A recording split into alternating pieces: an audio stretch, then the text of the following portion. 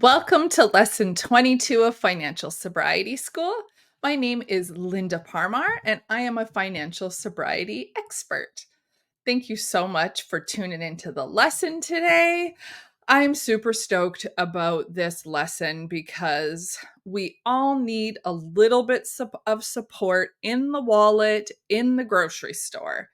So, sober spending is one of the things that I work on a lot in financial sobriety school. If you haven't listened about that one, it is in lesson 3. Really goes over sober spending, having presence around your money, having, making sober decisions. So having a clear, aligned, mindful relationship with your spending and what that looks like for you. So, one of the things that we're experiencing in the world right now is inflation. And there's so many different reasons for that. And I actually do have a lesson about that as well. I don't remember offhand what lesson that is, but explaining what inflation and recession is. But essentially, we have really high interest rates right now. The cost of living, everything is going up. Like anything you want to try to buy right now is a lot more, sometimes not a lot, but like can be up to like 10 to 20% more expensive than it was even like 5 years ago. So when we're going to the grocery store and when we're planning our spending, there is no better time to really start to focus on that until right now, like, and just in general, because like we really need to pay attention to what's happening. I do want to share some good news for you about that. One is that because like things feel hard and we are going to try to really make sure that we're doing what we can to make it not feel so hard, but also that I think we've really reached the peak of inflation. The good news is that I think that prices in time, like not immediately, maybe not even, we're not even going to feel it exactly this year, but we're waiting for interest rates to start to decline. And whoever, quote unquote, they are, have given us the forecast that that's going to start to happen. And so we're going to start to see, the economy start to, pick up in regards to being able to make homes more affordable, and just the cost of living in general more affordable. We're going to start to see interest rates drop, which affect then prices of everything, the amount that businesses have to pay to run, all of that. Stuff like that's going to start to decrease. And so will the cost of living. It'll be a slow process, but we are starting to move that way. Because what was hard was during the pandemic, everything dropped so quickly. And I remember like the price of gas. It's like, yeah, the price of gas is like at an all-time low, but we can't go anywhere. So it was like, okay, this feels exciting, but like really restrictive at the same time. So I just want to bring that into the space because everything dropped really quickly. And then, within a 4-year period now, we've seen everything at an all-time high. So we're going to start to feel that bubble burst a little bit in time. So I just wanted to share that with you if that's something you keep on your radar. But again, a perfect opportunity for us to have a look at our money, plan our spending, and get really, really specific about it. And so this lesson is about sober spending, grocery store edition or meal planning edition. And what I want to say is it's not meal planning as in like diet culture. You have to eat this, you have to eat that. It's about planning. So I just want to put that out there. So, but if you want to learn about, again, sober spending in general, that's in lesson 3 that you can find on the website. But what I'm going to do in this lesson is really start to focus on how can we bring financial sobriety into planning our meals, into planning what we're going to cook or what we're going to eat. So What works for me is that I have a meal planning system that I use. And by system, I mean pen and paper. So it's nothing that has any, like, I don't have software, I don't have anything like that. I actually have made a little thing on Canva that I actually use myself. That there's a link in the blog for this if you want to go to it. I'm going to put that in the show notes. But what it is just essentially, I think of it as writing out my menu for the week, because it helps me then understand what I'm going to cook, what I'm going to do for food, because that helps us not go to the grocery store and just buy a bunch of stuff that we're actually maybe never going to use. Oh, that looks good. Oh, that looks good. And then that impulse of, oh, I'm going to cook this, where really coming up and being really intentional with our planning. And again, when it comes to meal planning, removing that thought about diet and all of that, and diet culture and what meal planning looked like. Because if you were anything like me, meal planning in the past has come and directly been about, plannings so that I could eat quote unquote well, eat quote unquote right. And that's not what this is about. This is about planning what you're going to eat or eat out, etc., so that you can plan your spending and get really clear about what you're going to spend. And if you're watching on YouTube, of course, you're going to see my cat come for a visit. We're just going to remove him then for this moment. So yes, the Canva little template I've made is within the blog. So it essentially is just like Monday to Friday or Monday to Sunday. Like, what am I going to have for breakfast? What am I going to have for lunch? What am I going to have for dinner? And I may have lost you already. You're like, oh my goodness, Linda, like that sounds like way too much planning. Myself, I eat the same thing pretty much every day for breakfast. I have a smoothie that I make. So like planning breakfast, like if you think about it, you probably eat the same thing every day. Maybe you don't have breakfast. Maybe you have brunch. So like lunch and breakfast together. This is this is all up to you, and really, I'm meeting you where you are and what you need. So just because it says Monday to Friday for meal planning doesn't mean that's not how it has to be for you, right? So let's try to keep this as simple as possible so that you're not putting a lot of pressure on yourself. And even thinking about this might feel like pressure.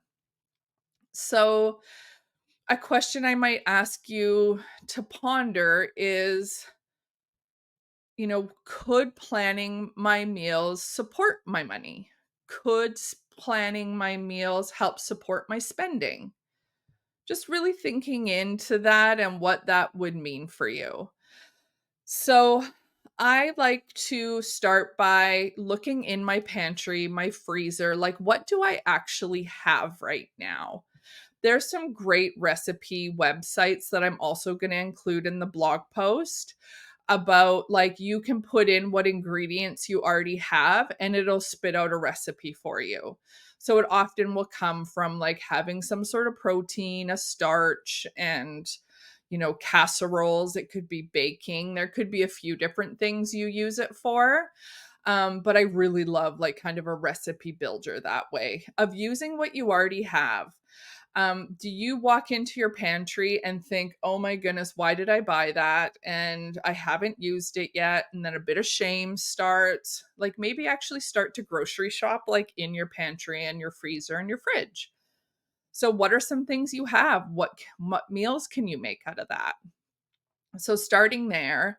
And if you're not finding anything that really is feeling like you're going to use that for your meal planning, then start to think like, okay, I'm going to make spaghetti one night. And am I going to use that the next day for leftover lunch? Am I going to make maybe a quinoa salad one night and maybe I can eat that for a few days? And so, really planning it out that way. I know I love to make a big quinoa salad during the week, and it's there for my family to eat when they want for a couple days, and that always feels really, really good.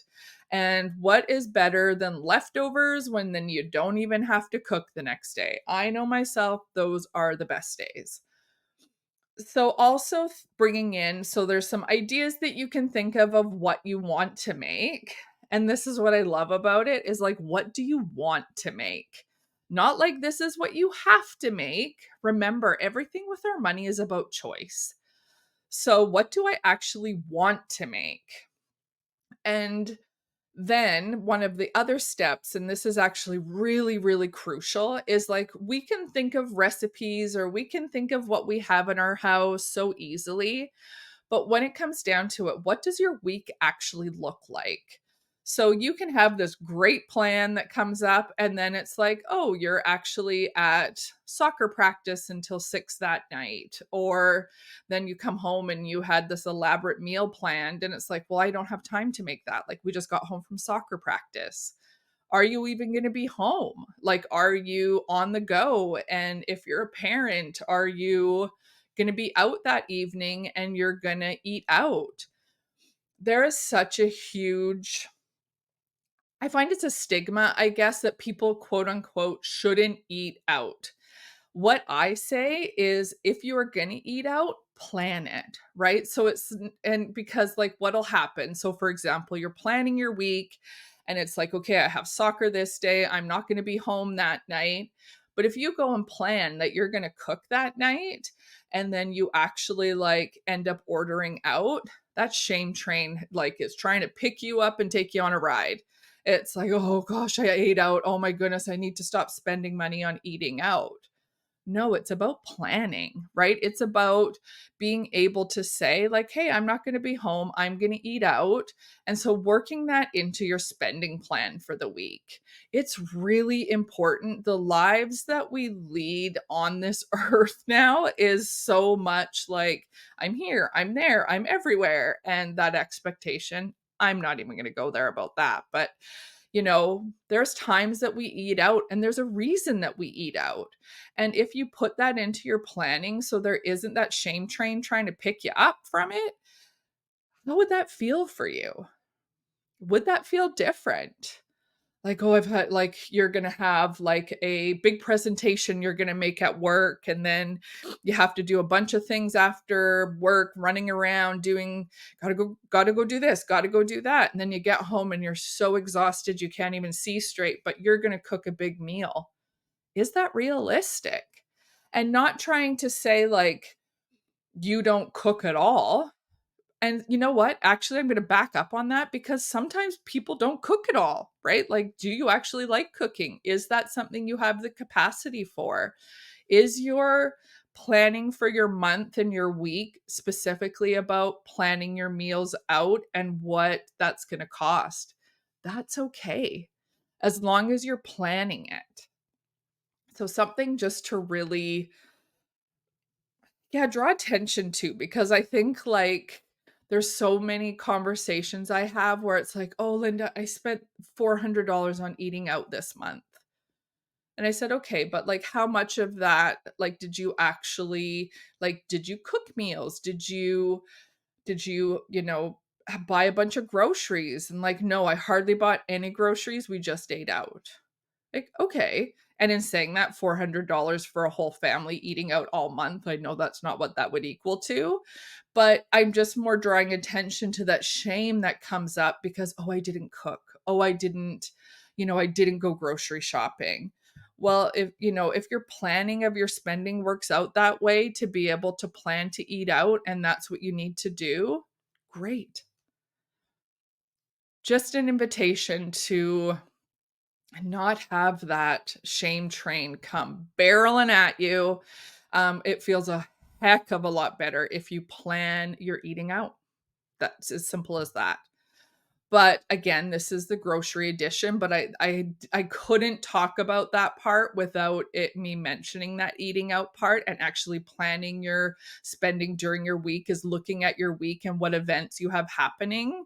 And that's too, every month our spending plan can change, because like, what if we're away for a week? What if we're away for a couple weeks? We're having spring break here in Canada right now. So a lot of people's spending for what they're eating probably looks a lot different. What does this week look like? So, having a look at your week, coming up with, if you're eating out, when you're cooking at home, what you're going to cook. So that's where you have your menu of what you're going to do. And then that's where you can start to plan, okay, I have my recipes. What do I have? What don't I have? And what do I need to get at the grocery store? And starting to make your shopping list from there. And starting to question, like, where am I going to shop? A lot of people have been shopping at the same grocery store they always have, which is great. And this question can bring up stuff about, I don't want to shop at big box stores. I don't want to go to, say, Walmart and get groceries, because, like, I don't want to spend money at a big box store. That's, really is not aligned with my ethics. And that's okay to think about that stuff. And I really, really welcome that into this space. Again, this is about choice. This is about where you're choosing to spend your money. This is about choosing, voting with your dollars. So you do have a choice of where you're going to shop and what that's going to look like. I have my guy visiting again. We're just going to take him off the desk. My cat is constantly around me, and I just had to throw him off my desk again for those who aren't watching this on YouTube. And he would make so much more noise and cause so much more if he was on the other side of the door and couldn't get in. So it may look like, oh my goodness, Linda's throwing her cat down, but it's like, it would be a lot worse if he was on the other side of the door. So yes, the ethics piece and where you're actually going to spend your dollars. But this is also, wanting to honor that things are expensive, and maybe you could save some money going to a different place. What does that look like? So starting to maybe question that, have a look at some of the things online, like what things are on sale, what are prices like? And what's even better about having a look online at stuff, that's where we can invite in, can you do some online shopping? Can you do some online shopping in regards to being able to order online and pick up, or order online and get them to deliver it? This is such a great way to go, because then you're not having it. Sorry, guys. He's really in a mood today. So, this is the joy of working at home. Sorry for those listening of the Bodhi interruptions. So when it comes down to it, being able to order online and have them deliver it, or for you to pick it up, is such a great option, because then what can happen is that it relieves that pressure of you going into the store and feeling like an impulsive situation coming up for yourself. So this is something, you won't be reaching for everything that looks like that you want to buy. A grocery store is like a massive advertisement, right? So you're walking through like all these things coming at you, buy me, let's buy me. And it's like, okay, but like, do you actually need that? And that's a big piece of the sober spending is, do I need this? Do I want this? If I want this, do I actually have the money for it? So this is where that planning of like your spending, how much you can spend, what you're going to spend on, making your list. So could you order online? Could they deliver it? And yes, there's fees attached to that, but sometimes it's worth it so that you don't go into the grocery store and feel tempted to buy other stuff. And then just even going there and picking it up, that's usually no fee. What a great way of doing that. So, inviting that into the process. But if you're actually going into the store, sometimes even like putting on your headphones and putting on your favorite playlist or your favorite podcast. Hello, Sobriety School. Listen to this as you're walking through the grocery store.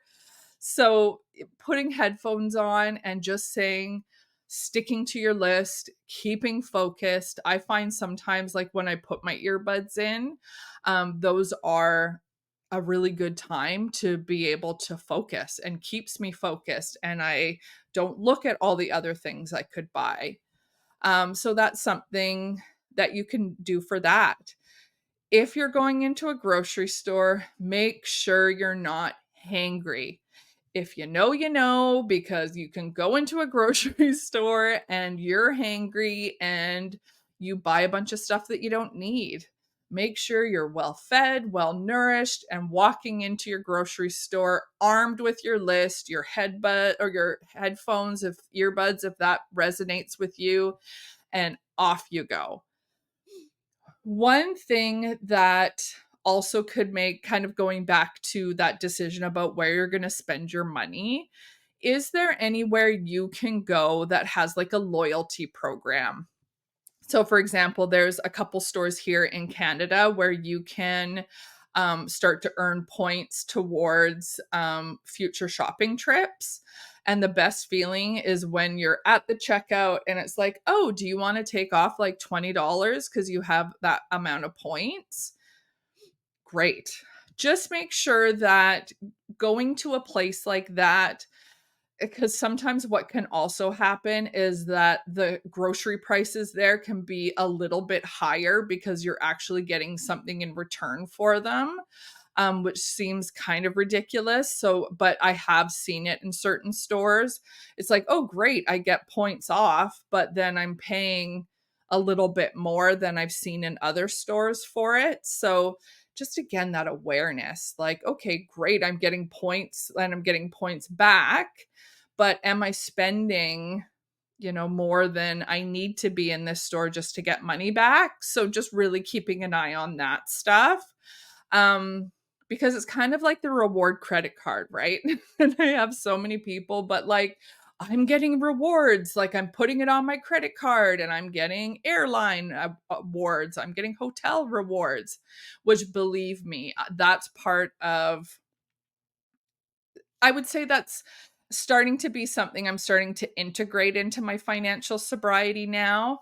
But those credit cards, like, it's like, oh, great, you got points for it. But like, do you have a balance? Did you actually pay off the groceries that you bought? Like, did you just put them on your credit card and the balance is sitting there? Just because you wanted to get quote unquote points. So it's a little bit of a slippery slope. I wasn't able to do that for many, many years, even using a credit card whatsoever.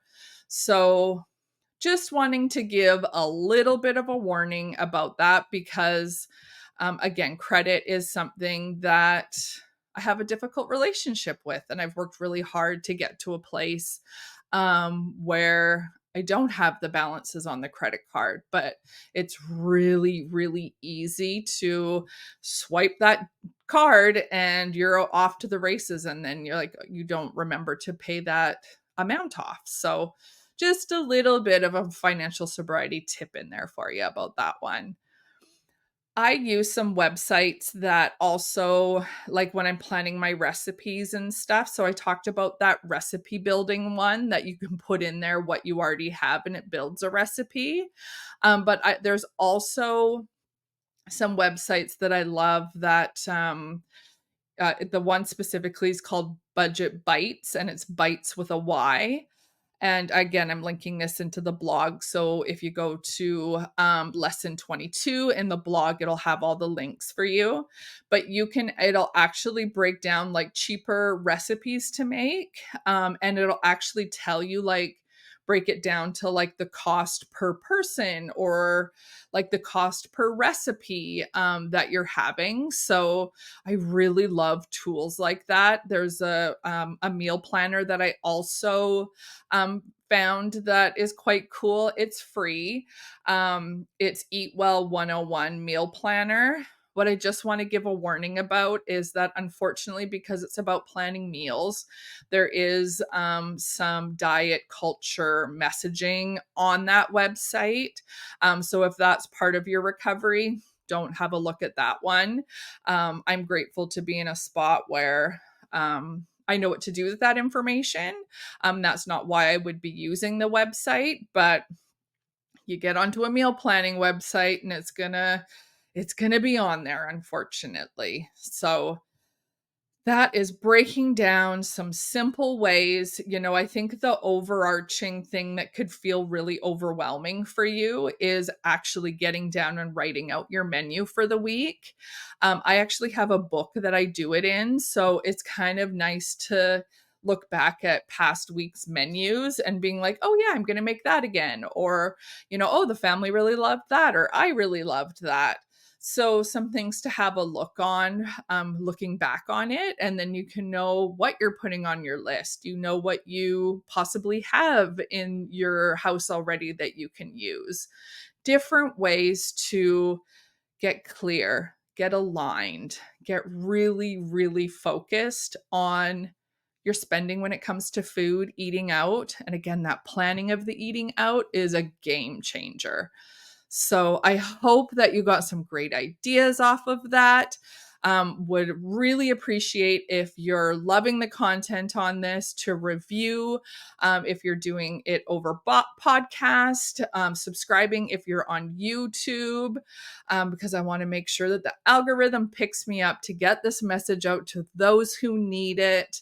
Turned my mess into my message of financial sobriety and really planning your spending, having sober spending. I'm so excited that you've been here, and I will chat to you in a couple weeks. Thanks so much. Bye.